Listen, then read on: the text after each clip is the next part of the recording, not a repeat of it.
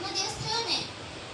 ખરેખર મિત્ર, દુનિયાની નજરે આ દિવસ તો હતો, પણ ઈશ્વરની યોજનામાં એ માનવજાત માટે સૌથી સારો દિવસ હતો. વિચારો મિત્ર, ઈસુએ ક્યારેય પાપ ન કર્યું હતું, છતાં તેમણે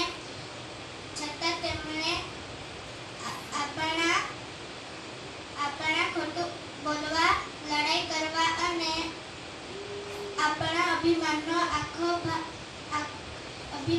આખો ભાર પોતાના ખંભા પર ઉપાડી લીધો. મેં એક ઉદાહરણ આપું.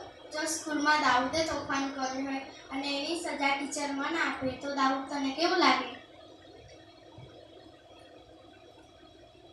મને તો બહુ જ ખરાબ લાગ્યું. હું તરત કહીશ, ટીચર ભૂલ મારી છે, સ્વાર્થને સજા ન કરો.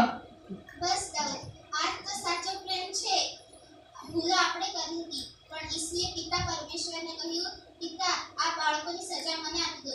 એટલે જ આ દિવસ ગુડ છે, કારણ કે આ દિવસે આપણને સજામાંથી મુક્તિ અને પાપોની માફી મળી. ભાઈ, શું સાંભળ્યું? ઈસુ આટલો બધો પ્રેમ કરે છે. ક્રૂસ એક માત્ર લાકડું નથી, એ ઈશ્વરનું આપણા માટે પ્રેમનું સર્વોચ્ચ બલિદાન છે. હા, બાઇબલમાં લખ્યું છે કે કેમ કે દેવે જગત પર એટલી પ્રીતિ કરી કે તેણે પોતાનો એકાકી જની દીકરો આપ્યો. એ સારું કે જે કોઈ તેના પર વિશ્વાસ કરે તેનો નાશ ન થાય, પણ તે અનંત જીવન પામે. ગુડ ફ્રાઈડે આપણને શીખવે છે કે સાચો પ્રેમ એટલે બીજા માટે પોતાનું સુખ જતું કરવું. આજે આપણે પણ સંકલ્પ કરીએ કે આપણે બીજાને માફ કરીશું અને